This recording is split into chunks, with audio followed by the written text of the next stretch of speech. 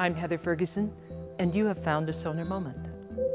I'm a hippie, corporate hippie. We're aware of the risks, but we're willing to ignore them for the moment. I don't have to be the smartest guy in the room. That a complaint is actually a request. It's the Sonar Moment, a monthly interview with CEOs from the Pacific Northwest. I'm here today with Peter Nieforth, President, TicTalking, a new social media platform based here in Victoria, Canada. Peter, so many social platforms out there. What made you think of TicTalking, and what is it? Well, TicTalking and where we started and where we are today is a little bit different. So I will say that our team and we have this extraordinary idea about connecting people all over the planet to really build digital empathy and connection based on interests. So the Tic in TicTalking stands for things in common. And so it's about the interest graph and commonality of interests, connecting people all over the planet, 53 languages built into the platform. And that's what we set out to build. We're about 15, 16 months in. We've raised $1.6 million, part of a $2.5 million raise we're in the middle of doing right now. And you know, it is, you're right, it's about constantly pushing on and building the product. It's also getting out of the office, talking to real customers, finding out what is it that they need.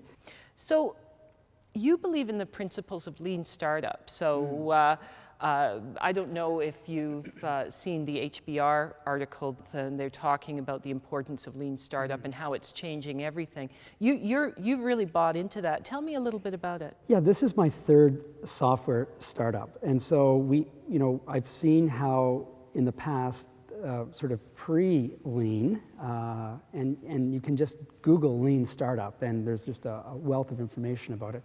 But the traditional sense of software and the traditional sort of methodology of software were these long development cycles where you would literally sit down and say, okay, well, these are all the features that we want in this particular product, heads down for a year, and then you'd come up for some air, and then you would put it out to market and see how it goes. And really that particular methodology is very expensive, takes a long time, and then sort of software sort of morphed into something called Agile, which was sort of regular releasing, so not waiting for a long development cycle. And then that also has some of its shortcomings, and sort of the evolution now is this concept of lean, where you really can take a business idea and test it before you, and validate that idea to know whether or not it is real or not, because a lot of entrepreneurs,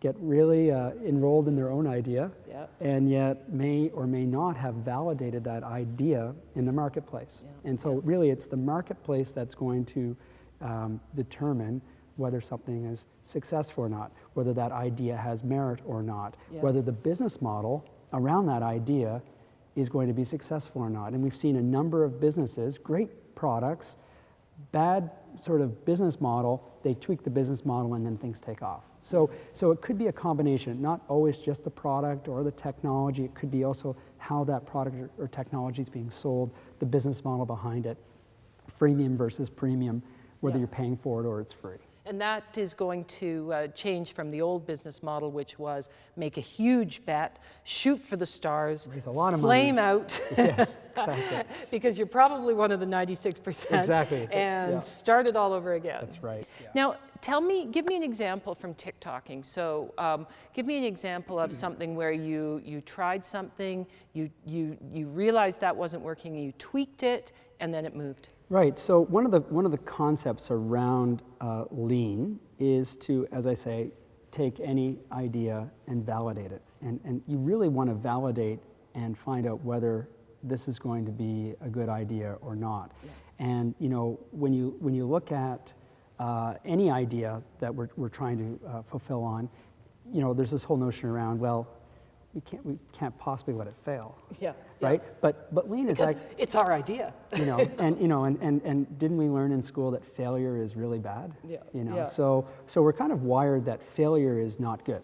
And so Lean actually turns that on its head and says, you know what, it's all about failing as quickly as possible, because when you fail, then you know what doesn't work, and then you can make a course correction or adjustment and test something else, and maybe that works. But if that also fails, then you course correct and you go again. And it's just a series of course corrections. Yeah. But you are really in startup mode, and you are trying to figure out what your business model is, Absolutely. right? And you know, one of the things that has recently happened for us is that, you know, we were building this social networking platform, and then businesses were contacting us and asking to license it. And so we thought, well, wait a minute, we're building this, you know, social networking site, consumer facing, and then businesses said, but we need that. And so it was one of those, maybe not necessarily a failure, but it was just a course correction for us to actually pivot and go, oh, there's market here. There's a real need here, and there's revenue opportunity. Well, when I talked to you, you were in the thick of it at that point. Yes. And so you may not have had a chance really to get the ramifications of it, which I guess is another part of startup, right? But I thought that was a very interesting piece where you've got this one product, and now people are saying, yes, that product is really good, but I'm really interested in this piece that underlies that one product. What happens then? Well, I guess the learning that we had is that we discovered a market that wasn't necessarily apparent. It wasn't in plain sight for us. It was a concept. We thought, oh yes, maybe a company would want to license our technology, but we didn't have any idea to the degree of the pain that companies are facing, where they have large, massive audience of customers or users, and they're trying to figure out how to socialize with them. And so they're looking to our platform as a social platform to engage their community, to engage their customers, their audience, socialize, actually learn something about your customer. And so that was a real eye-opener for us, that we just had no idea that this was there for us. Like, we didn't know that was really a huge possibility. So what does that do internally? I mean, you're moving along this path, and then partly because of the concepts and following lean, principles of lean startup, you now find you have another path that you could potentially move on. How does that affect your company internally? Do you have to start hiring? Do you start supporting this other path? Yeah, I think focus is a huge thing. Going to market is a huge thing, and so you know, in some cases, we hit a fork in the road, and you really, for a startup, for a company with limited resources, you have to make a choice. So when you come to that fork in the road, or you're heading down a path, maybe the fork hasn't yet even appeared, but then you feel pull and a tug to go another direction. We call that a pivot, and so you could pivot and even create that fork in the road. Again, go test it. You can, in lean startup, you can go test it. And so that's what we're doing right now, is we're testing out and proving out that actually the path that we were on, actually there's a fork in the road, and we're taking that fork in the road. So we're really pivoting and creating this whole new opportunity for us. And we can always come back, you know, to where you pivoted or where you left, because there could be something else there someday. We're not abandoning that. However, we're just changing our focus at this time and driving on. Yeah, because one of the issues that any startup or any small business really has is really around opening too many fronts at one time. And lean startup, that would be one of the disadvantages, is it has that potential, doesn't it? If you focus on all the opportunities, none of them may pan out. So you really do have to focus. It is a matter of focus, and I mean, when we look at successful entrepreneurs, I mean, their focus almost at times seems like tunnel vision.